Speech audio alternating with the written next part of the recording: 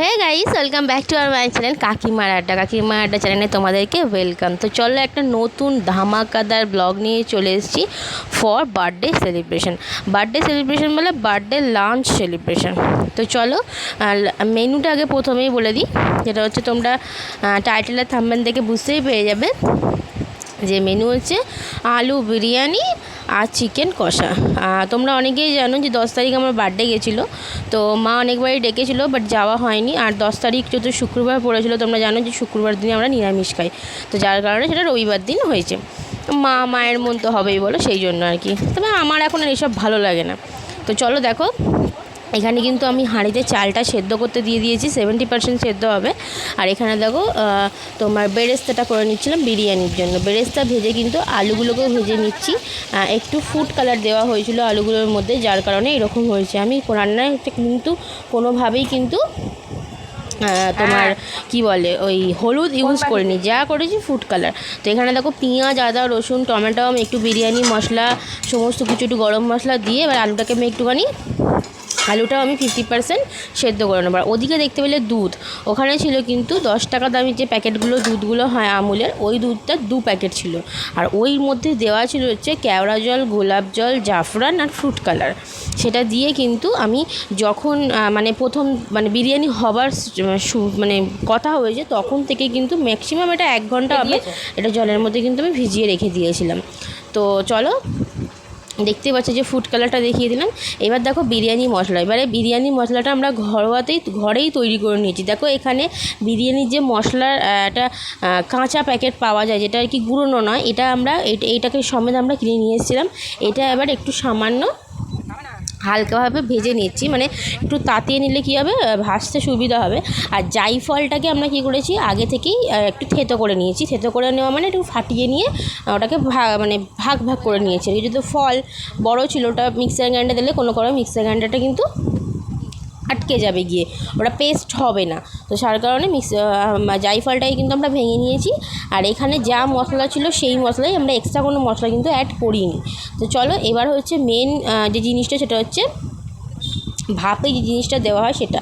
মা দেখতেই পেলে তলায় কটা তেজপাতা দিয়ে দিয়েছে। এবার হচ্ছে ভাতের লেয়ারটা দিয়েছে। অন্য সময় কী হয় জানো তো, আলুটা কিন্তু আমরা শেষেই দিই, কিন্তু বাট এবারে আলুটা না, ওই যে সেদ্ধ করতে বসিয়েছিলাম 50%-এর জায়গায় 80% সেদ্ধ হয়ে গেছে, খেয়াল করা হয়নি। তো যার কারণে আলুটা এবারে তলায় দেওয়া হয়নি।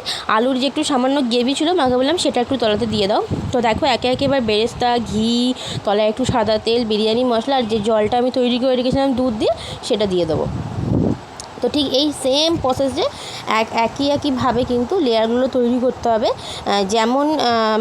যেমন জিনিসটা থাকবে সেরকম লেয়ার হবে। তো এখানে আমাদের 2 থাক লেয়ার হয়েছিল আর কি, যেহেতু আমাদের 1.5 কেজি চাল ছিল।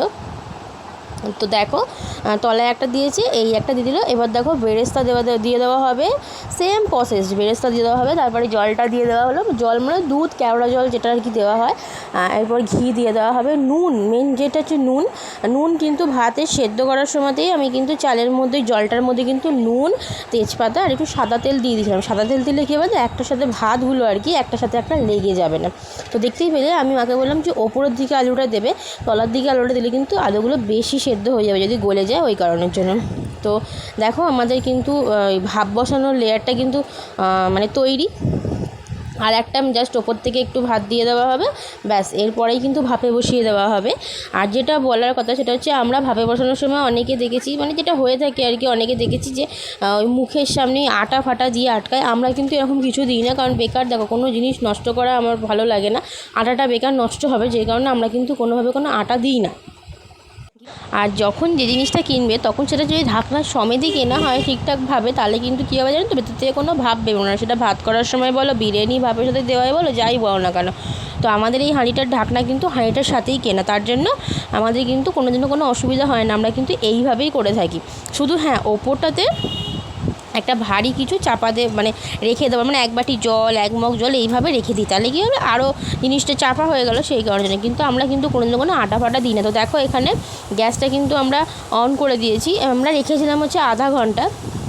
খুব একটা বেশি রাখিনি, আধ ঘন্টা রেখেছিলাম। দেখো গ্যাস এখানে জ্বালিয়ে দিলাম। আর এদিকে দেখো মা কিন্তু চিকেন কষার জন্য পেঁয়াজটা তৈরি করে নেবে। তো চিকেন কষাটা সেইভাবে তোমাদের সাথে শেয়ার করলাম না, কারণ এর আগেও আমার চ্যানেলে দেখবে অনেকবার চিকেন কষা দেওয়া আছে। তো যার কারণে জন্য চিকেন কষাটা সেরকমভাবে শেয়ার করিনি, জাস্ট রান্না যেহেতু ওই জন্য হালকাভাবে মা দেখিয়ে দিয়েছে। তো দেখো এখানে পেঁয়াজ ভালো করে ভেজে নিয়ে আদা রসুন টমেটো সমস্ত কিছুটা ভালোভাবে দিয়ে ওর মধ্যে মশলা, নুন, হলুদ, জিরে গুঁড়ো, ধনে গুঁড়ো, চিকেন মশলা যা যা লাগে সেগুলো কিন্তু দিয়ে দিয়েছে। তো এবার চিকেনটাও দিয়ে ভালো করে ম্যারিনেট করে নিয়ে ভালো করে কষিয়ে নিয়ে বাস জল দিয়ে দেবে, তাহলেই হবে। আর চিকেনের মধ্যে কিন্তু এখানে কোনোভাবে কোনো আলু দেওয়া হয়নি, যেহেতু বিরিয়ানির মধ্যে আলু দেওয়া ছিল। তো চলো বিরিয়ানিটা কিন্তু আমাদের এদিকে হয়ে গেছে, আধা ঘন্টা কিন্তু আমাদের হয়ে গেছে। তো চলো বিরিয়ানিটা এবার খোলা হবে। এদিকে দেখো মাংসও কিন্তু আমাদের রেডি। দেখেছো আমি বলেছিলাম যে আমার মা একটা চাপাতি দেখো, এটা একটা বড় বাটির 1 বাটি জল কিন্তু ওর মধ্যে হাঁড়িটার ওপরে কিন্তু মা বসিয়ে দিয়েছিল। দেখো বিরিয়ানি কিন্তু আমাদের একদম রেডি। আর বিরিয়ানিটা খেতে অসাধারণ হয়েছে, সত্যি কথা বলছি। আমরা বাড়িতে যখন বিরিয়ানি করি না, আমরা মন ভরে সেই বিরিয়ানিটা খাই, মানে এত সুন্দর খেতে হয় তো ভাবতে পারবো না। সব কিছু কিন্তু পরিমাণ মতো কিন্তু সব ঠিকঠাকই থাকে, কোনোদিনও কোনো খারাপভাবে কিছু হয়নি। তো যাই হোক এখানে দেখো চিকেন কষাটাও কিন্তু রেডি। হালকা হালকা এরকম চিকেনটা গ্রেভি রাখতে হবে, কারণ বিরিয়ানির সাথে যেহেতু খাওয়াবে। কিন্তু আমার বিরিয়ানির সাথে কিছুই লাগে না, আমার একটা আলু হলেই যথেষ্ট। তো যাই হোক আমার ভাই, আমার বর, বাবা যেহেতু খোঁজে, ওই কারণের জন্যই চিকেনটা আমরা এইভাবেই রান্না করি যখন বিরিয়ানি হয় আর কি। তো দেখো এখানে কিন্তু বিরিয়ানি রেডি। তো চলো খেয়ে কেমন লাগলো সেটা দেখে নিই। তো এখানে দেখো খেতে কিন্তু বসে গেছে আমার কাকার ছেলে আর আমার দিদার হাত ভেঙে গেছে। তোমরা সবাই যেন দিদাকে খাইয়ে দিতে, কারণ দিদাকে আমার খাইয়ে দিচ্ছে, এখানে দেখো আমার ভাই খাচ্ছে। আর আমি তখন ছেলেকে খাওয়াবো বলে আমি খাই না, বলে আমি পরে খাচ্ছি।